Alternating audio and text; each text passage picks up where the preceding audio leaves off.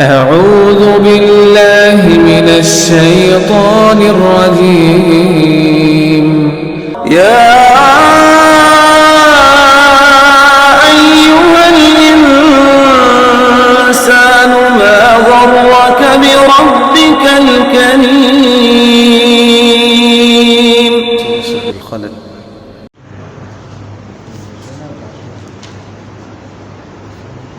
أعوذ بالله من الشيطان الرجيم.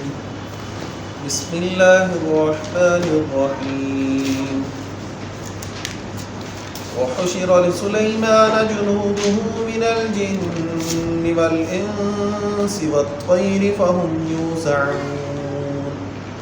حتى إذا أتوا على واد النمل قالت نملة يا أيها النمل ادخلوا مساكنكم لا يحطمنكم سليمان وجنوده وهم لا يشعرون فتبسم ضاحكا من قولها وقال رب أوزعني أن أشكر نعمتك التي أنعمت علي وعلى والدي وأن أعمل صالحا ترضاه وأدخلني برحمتك في عبادك الصالحين. وتفقد الطير فقال ما لي لا أرى الهدهد أم كان من الغائبين لأعذبنه عذابا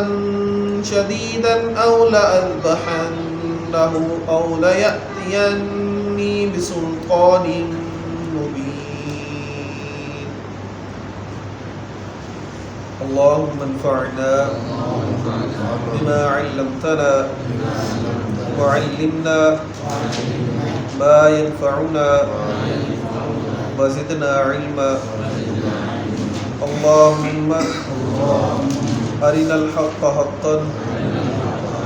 وارزقنا اتباعه وأرنا الباطل باطلا وارزقنا اجتنابه.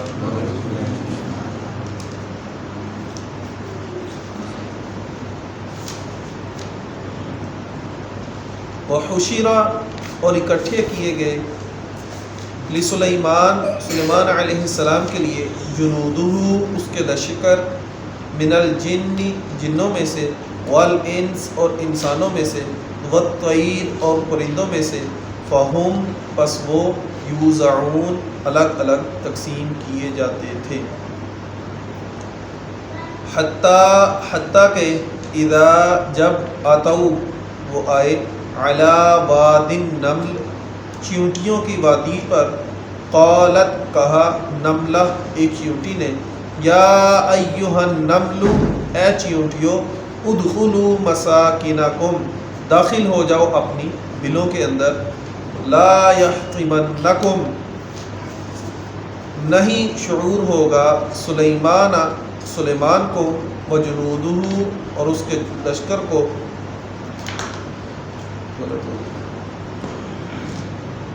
علی بھیا ذرا نا کچھ کٹ دو تھوڑا دوبارہ تک لا یحطمنکم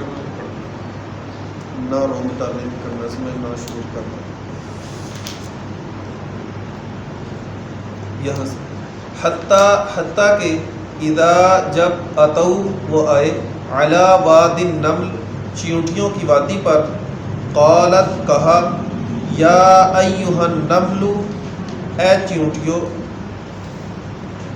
ادخلوا داخل ہو جاؤ مساکنکم اپنے گھروں کے اندر لا یحطمنکم نہ روند ڈالے تمہیں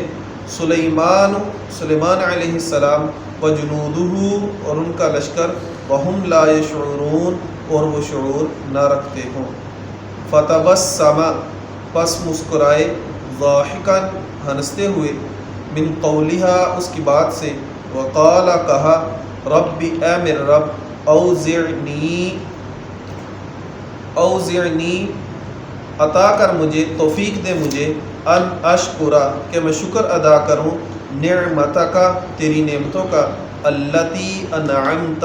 وہ نعمتیں جو تو نے انعام کی علیہ مجھ پر وعلی والدی اور میرے والد پر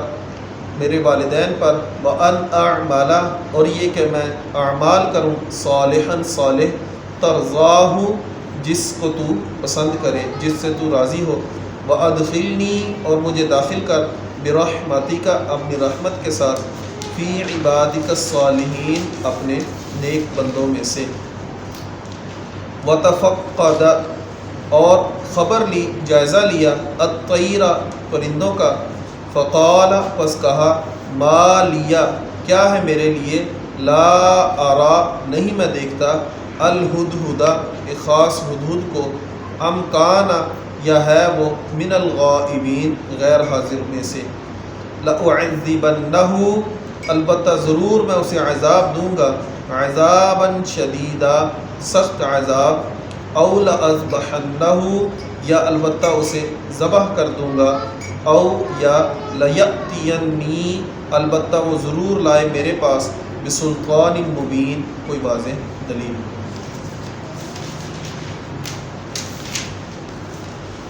وحشر لسلیمان جنودہ من الجن والانس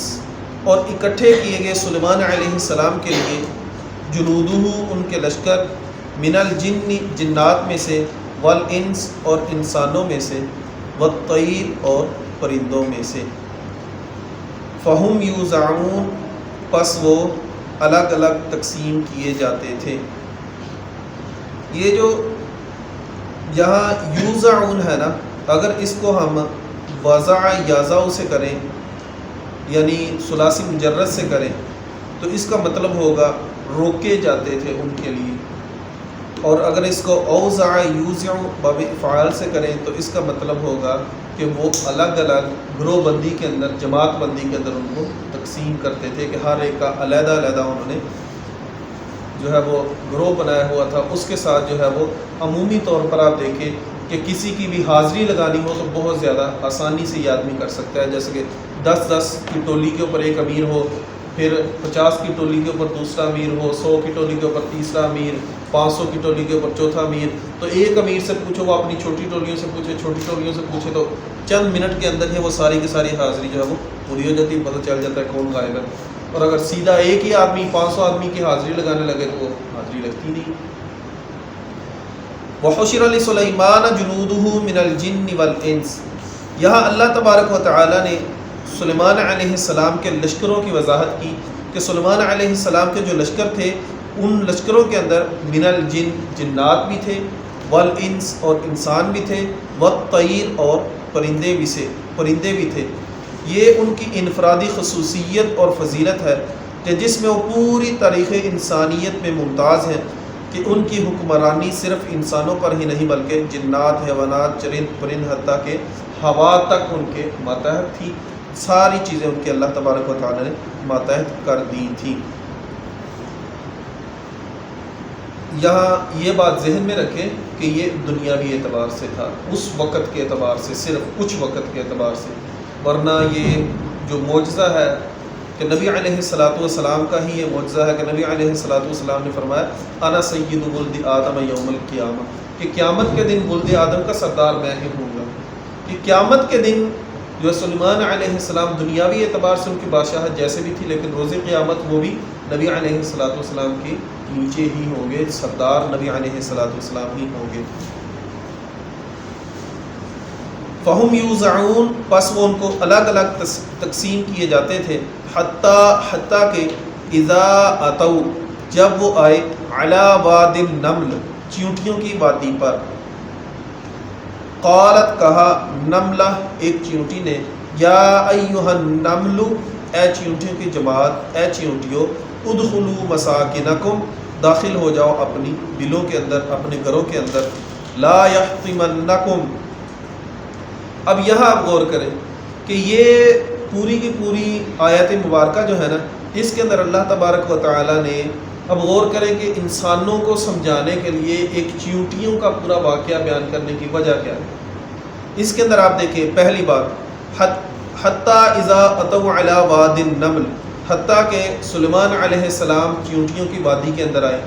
کہ وہ گویا کہ وہ سفر کرتے ہوئے ایک جگہ سے دوسری جگہ جب سفر کر رہے تھے تو اس وقت وہ چیونٹیوں کی وادی کے اندر آئے. کچھ لوگ جو ہیں وہ معجزات کے انکاری ہیں. وہ کہتے ہیں کہ یہاں یہ جو وادی نمل ہے نا، یہ چیونٹیاں نہیں تھیں بلکہ نمل قبیلہ تھا. اگر ہم کہہ دیں کہ نمل قبیلہ ہی تھا تو کیا کبھی ایسا ہوا کہ باہر لوگ پھر رہے ہوں، کسی نے اعلان کیا ہو بھی فلاں فلاں قبیلے کے لوگ آ رہے ہیں، اپنے اپنے گھروں میں داخل ہو جاؤ ورنہ گلیوں میں تمہیں ڈھونڈتے ہوئے چلے جائیں گے؟ اگر وہ اتنے جابر اور سرکش ہوں گے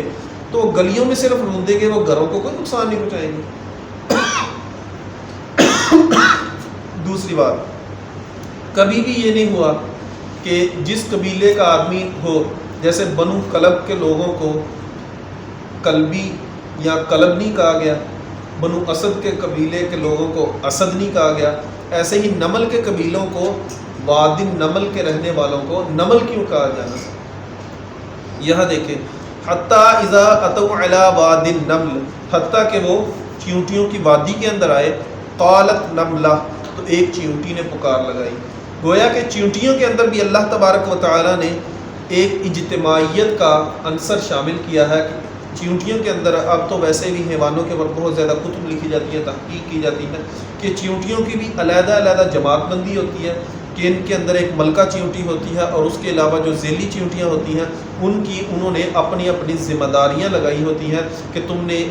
ذخیرہ اندوزی کرنی ہے، تم نے اناج اکٹھا کرنا ہے، تم نے پہرہ داری کا کام کرنا ہے، تم نے بلوں کو جو ہے کھلا کرنے کا کام کرنا ہے، تم نے بلوں کے اندر تعمیراتی کام کرنا ہے. علیحدہ علیحدہ ہر ایک چیونٹی کی جو ہے وہ ڈیوٹی لگی ہوئی ہے اور آپ دیکھیں کہ وہ بالکل ویسے ہی امور کو سر انجام دیتی ہیں. تیسرا، قالت نملہ، کہا اس چیونٹی نے، یا وہ سردار بھی ہو سکتی ہے یا ویسے بھی چیونٹی ہو سکتی ہے، یا ایھا النمل، اے چیونٹیوں، ادخلوا مساکنکم، داخل ہو جاؤ تم اپنی بلوں کے اندر. یعنی ایک چیونٹی کو بھی اپنی ساتھی چیونٹیوں کی، اپنی ساتھ رہنے والی اپنے قبیلے کے چیونٹیوں کی جان کی، مال کی، عزت کی کتنی حفاظت ہے کہ سلیمان علیہ السلام کا لشکر آ رہا ہے اور وہ ساتھی چیونٹیوں کو خبردار کر رہی ہے کہ اپنی جانوں کو بچاؤ اور بلوں کے اندر داخل ہو جاؤ. اور یہاں ہم دیکھیں کہ اسی قرآن مجید کے اندر اللہ تبارک و تعالیٰ نے کیا حکم دیا، یا ایھا الذین آمنوا قوا انفسکم واہلیکم نارا. ہم اس کے اوپر کتنے عمل پیرا ہیں کہ اللہ تبارک و تعالیٰ کے لیے اللہ نے خود ہی کہا، ان اللہ لا یستحیی ان یضرب مثلا ما بعوضہ، کہ اللہ تبارک و تعالیٰ کو انسانوں کو سمجھانے کے لیے کوئی حیا نہیں آتا کہ اللہ تبارک و تعالیٰ بے شک ایک مچھر کی مثال دے کے سمجھائے، یا مچھر سے اوپر کیا اس کا پر بھی ہو سکتا ہے یا اس سے ہلکی چیز بھی ہو سکتی ہے. یہاں آپ دیکھیں کہ اللہ تبارک و تعالیٰ نے انسانوں کو، جس کو اشرف المخلوقات بنایا، جس کو عقل مند بنایا، اس کو سمجھانے کے لیے چیونٹیوں کی مثال دی کہ ایک چیونٹی بھی جو ہے وہ اپنے قبیلے کے لوگوں کی جانوں کی کس قدر حفاظت کرنے والی ہے. اور ہم انسان جو ہیں، ہم قوا انفسکم واہلیکم نارا کے اوپر بھی عمل پیرا نہیں. ہم تو اپنے گھر والوں کی اس قدر تربیت نہیں کرتے، ہم اپنے بچوں کی اس قدر تربیت نہیں کرتے کہ وقودھا الناس والحجارہ، کہ وہ آگ کا ایندھن بننے سے جو ہے وہ بچ جائے، ایسی آگ جس کا ایندھن جو ہے وہ انسان اور پتھر ہے. اس کے اندر سب سے بڑا سبق ہمارے لیے کہ چیونٹی جو ہے وہ بھی اپنے ساتھیوں کو کہہ رہی ہے کہ بلوں کے اندر داخل ہو جاؤ. لا یحطمنکم، نہ روند ڈالے تمہیں، سلیمان و جنودہ، سلیمان اور اس کا لشکر. یہاں یہ دیکھیں کہ اس کے اندر سلیمان علیہ السلام کے بارہ میں بتایا گیا کہ سلیمان علیہ السلام اور اس کا لشکر تمہیں روند نہ ڈالے، وہم لا یشعرون، اس حال میں کہ وہ شعور نہ رکھتے ہوں کہ وہ ظالم نہیں ہے. سلیمان علیہ السلام اور ان کا لشکر جو ہے وہ ظلم نہیں کرنے والا، جان بوجھ کے تمہیں کوئی نقصان نہیں پہنچائے گا. لیکن چونکہ وہ بہت بڑا لشکر ہے، اس کے اندر ہر طرح کے جانور ہیں، انسان ہیں، جنات ہیں، سارا کچھ ہے، وہ سفر کرتے ہوئے چلا جا رہا ہے. وہ تمہیں نہ سمجھتے ہوئے، نہ چاہتے ہوئے بھی، ان کو پتہ ہی نہیں ہوگا، وہ تمہیں سارے کے سارے کو روند کر چلے جائیں گے. اس کے اندر سلیمان علیہ السلام کے بھی عالم الغیب ہونے کا پتہ چلتا ہے کہ وہ عالم الغیب نہیں تھے، کہ اللہ تبارک و تعالیٰ نے ان کو جس قدر بھی بادشاہت دی تھی اس کے اندر یہ عنصر شامل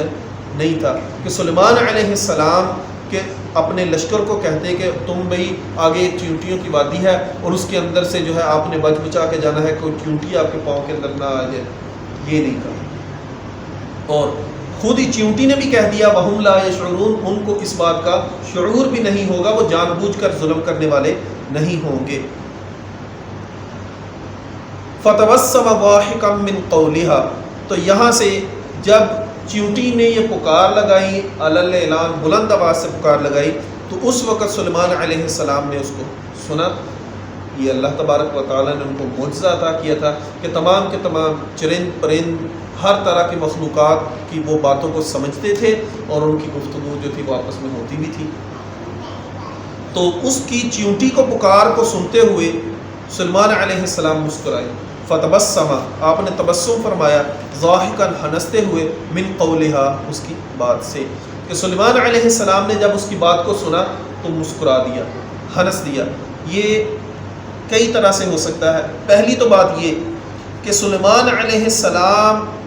چیونٹی کی اس بات سے خوش ہوئے کہ چیونٹیوں کو بھی یہ پتہ ہے کہ سلیمان علیہ السلام اس قدر بڑا بادشاہ ہونے کے باوجود بھی ظالم نہیں، کہ ظلم کرنے والے نہیں ہیں، تمہارے اوپر کوئی ظلم نہیں کریں گے، لیکن نہ چاہتے ہوئے تمہیں روک سکتے ہیں۔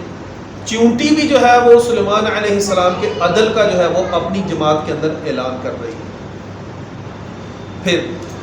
وقال، اور کہا، ربی، اے میرے رب، اوزعنی، مجھے توفیق دے، ان اشکرا، میں شکر کروں، نعمتک، تیری نعمتوں کا، التی انعمت علیہ، وہ نعمتیں جو تو نے میرے اوپر انعام کی صورت میں کی۔ یہاں آپ دیکھیں کہ سلیمان علیہ السلام اتنے بڑے نبی ہونے کے باوجود بھی وہ اللہ تبارک و تعالیٰ سے دعا کیا کر رہے ہیں کہ ربی، اے میرے رب، اوزعنی، مجھے توفیق دے۔ جب ابراہیم علیہ السلام اور اسماعیل علیہ السلام نے کعبۃ اللہ کو بنایا تھا تو اس وقت انہوں نے کیا دعا کی تھی؟ وَإِذْ يَرْفَعُ إِبْرَاهِيمُ الْقَوَاعِدَ مِنَ الْبَيْتِ وَإِسْمَاعِيلُ رَبَّنَا تَقَبَّلْ مِنَّا، اے اللہ ہماری اس نیکی کو تو قبول فرما، ہماری اس نیکی کو تو قبول کر۔ اس لیے ہمیں بھی نیک اعمال اپنی جگہ کرنے کے بعد ان کی قبولیت کے لیے اللہ تبارک و تعالیٰ سے دعا کرتے رہنا چاہیے کہ اللہ ہمارے ان اعمال کو قبول بھی فرمائے اور ان کے بعد اس کو ذخیرہ بھی رکھے، نہ کہ وہ اعمال ہمارے گناہوں کی وجہ سے ضائع ہو جائیں۔ اوزعنی، مجھے توفیق دے، ان اشکر نعمتک، کہ میں تیری ان نعمتوں کا شکر ادا کروں جو تو نے میرے اوپر کی ہیں۔ اب یہاں دیکھیں کہ پیچھے کتنا بڑا واقعہ ہوا کہ سلیمان علیہ السلام اتنا بڑا لشکر لے کر جا رہے ہیں، آگے چیونٹیوں کی وادی ہے، چیونٹیاں بھی جو ہیں وہ ان سے ڈر رہی ہیں۔ تو یہ ایسی صورت ہوتی ہے کہ اس وقت انسان کے دل کے اندر جو ہے وہ کسی بھی طرح سے غرور، تکبر آ جاتا ہے کہ میری اتنی بڑی بادشاہت کہ ہر چیز میرے زیر کنٹرول میں ہے، چیونٹیاں تک جو ہے وہ میرے جو ہے وہ پاؤں کے نیچے مسلے جانے سے ڈرتی ہیں۔ لیکن سلیمان علیہ السلام نے فوراً کیا کیا؟ اللہ تبارک و تعالیٰ کی دی ہوئی نعمت کا شکر ادا کیا۔ ہماری حالت یہ ہے کہ جس کے پاس موٹر سائیکل ہے نا وہ گاڑی والے کو دیکھ کر جلتا رہتا ہے کہ مجھے اللہ نے کچھ نہیں دیا، جس کے پاس چھوٹی گاڑی ہے وہ بڑی گاڑی والے کو دیکھ کر جلتا رہتا ہے، اور جس کے پاس بڑی گاڑی ہے وہ اپنے سے بڑی گاڑی والے کے دیکھ کر ایسے ہی اوپر کو چلتا جاتا ہے۔ وہ یہ نہیں دیکھتا، موٹر سائیکل والا نیچے سائیکل والے کو نہیں دیکھتا کہ مجھے تو اللہ نے موٹر سائیکل دیا، وہ فلاں آدمی ہے اس کے پاس تو سائیکل ہے، میں اس سائیکل کو دیکھ کے اللہ کا شکر ادا کروں۔ سائیکل والا جو ہے وہ نیچے نہیں دیکھتا کہ اللہ نے مجھے پورے پاؤں دیے ہیں، اللہ نے مجھے صحت مند انسان بنایا ہے۔ کتنے لوگ ایسے ہیں جو چل نہیں سکتے، سائیکل نہیں چلا سکتے، ویل چیئر کے اوپر ہے، کتنے لوگ جو ہیں وہ چارپائیوں کے اوپر، بستر کے اوپر بیمار پڑے ہوئے۔ اصل میں ہم اللہ تبارک و تعالیٰ کی نعمت کو نعمت سمجھتے نہیں ہیں کہ اللہ تبارک و تعالیٰ نے ہمارے ایک جسم کے اندر کتنی نعمتیں ہمیں عطا کی ہیں، جو صحت مند تندرستی جو اللہ نے عطا کی ہے، اس جیسی نعمت کوئی نہیں ہے۔ ایک صحت اور دوسری وقت اور صحت جو ہے یہ اتنی بڑی نعمت ہے کہ جب یہ دونوں چھن جاتی ہے نا، کہ جب بیماری آ جاتی ہے پھر ہمیں صحت کا پتہ چلتا ہے، اور اتنی بڑی نعمت تھی اللہ نے مجھے دی، اس کی میں نے قدر ہی نہیں کی۔ اور وقت جب وقت گزر جاتا ہے اور انسان اس قدر مصروف ہو جاتا ہے کہ اس کو بعد میں نیکی کرنا بھی چاہے تو اس کو نیکی کی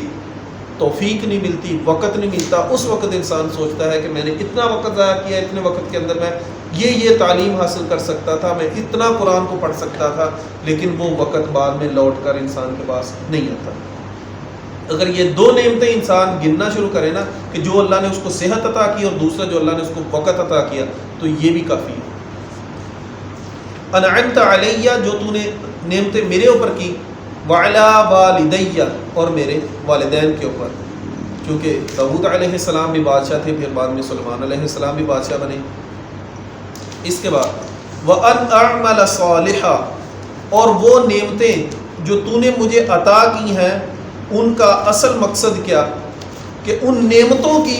قدر کرتے ہوئے، شکر کرتے ہوئے میں کیا کروں، اعمل صالحا، کہ میں نیک اعمال کروں، کہ ان نعمتوں کو سامنے رکھتے ہوئے جس قدر اللہ تو نے مجھے توفیق دی ہے ان تمام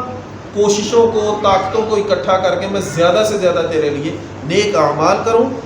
صالحاً، ایسے نیک ترضاہ، جن سے تو راضی ہو جائے، جن کو تو پسند کرے، وَأَدْخِلْنِي بِرَحْمَتِكَ، اور تو مجھے داخل کر اپنی رحمت کے ساتھ، فی عبادک الصالحین، اپنے نیک بندوں میں سے۔ اب یہاں آپ دیکھیں کہ وقت کا نبی ہے،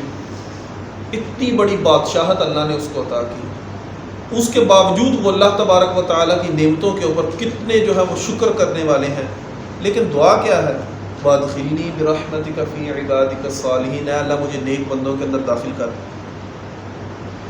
یہ کیا ہے کہ یہ اصل میں اللہ تبارک و تعالیٰ کے آگے عاجزی کا ایک انداز ہے کہ اے اللہ تو مجھے اپنے نیک بندوں کے اندر شامل کر اور ہمیشہ مجھے نیک بندوں کے اندر ہی رکھنا، کیونکہ نبی علیہ السلام نے فرمایا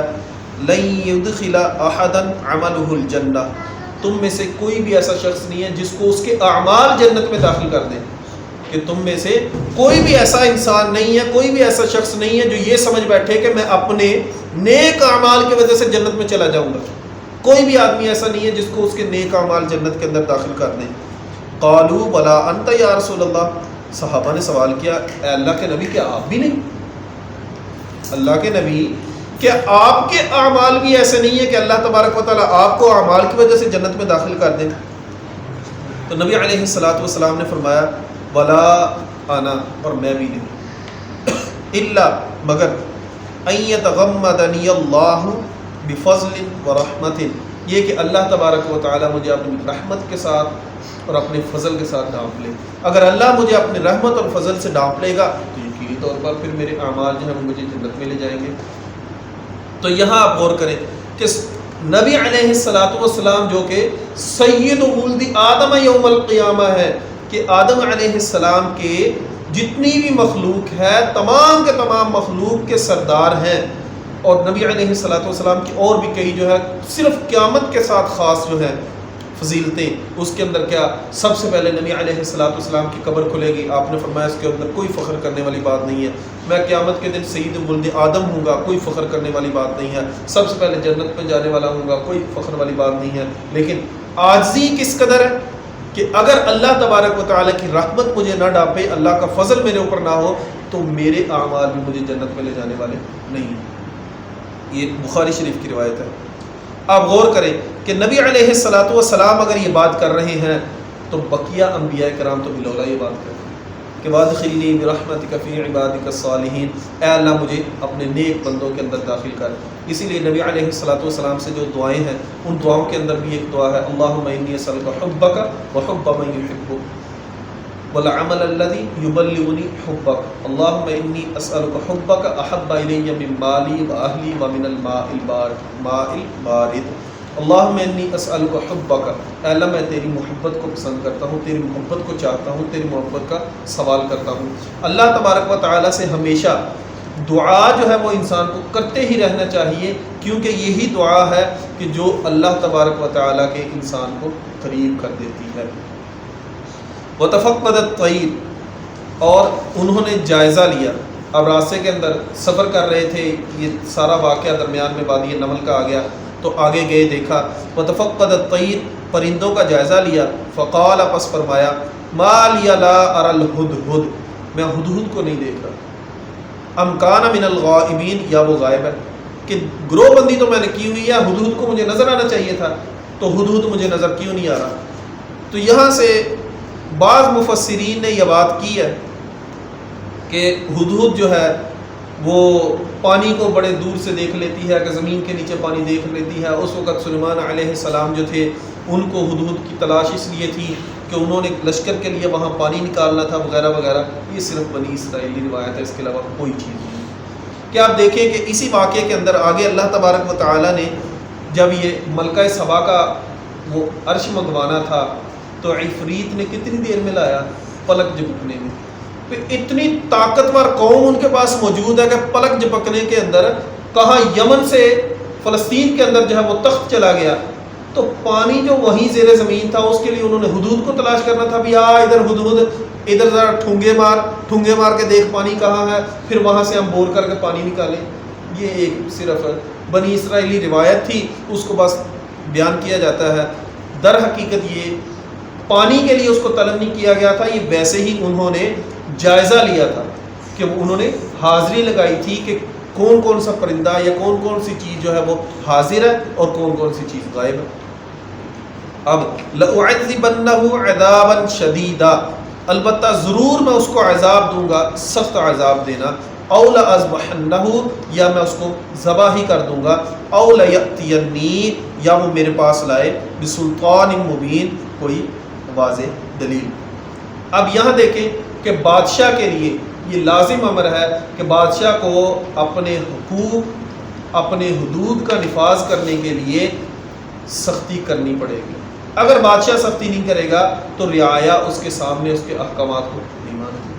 سلیمان علیہ السلام نے بھی دیکھیں یہاں کیا انداز اختیار کیا، لَأُعَذِّبَنَّهُ عَذَابًا شَدِيدًا، میں اسے سخت سزا دوں گا، اَوْ لَأَذْبَحَنَّهُ، یا میں اسے ذبح کر دوں گا۔ عمومی طور پر یہی دو سزائیں ہوتی ہیں، یا کیا ہوتی ہے قید، یا کیا ہوتی ہے قتل۔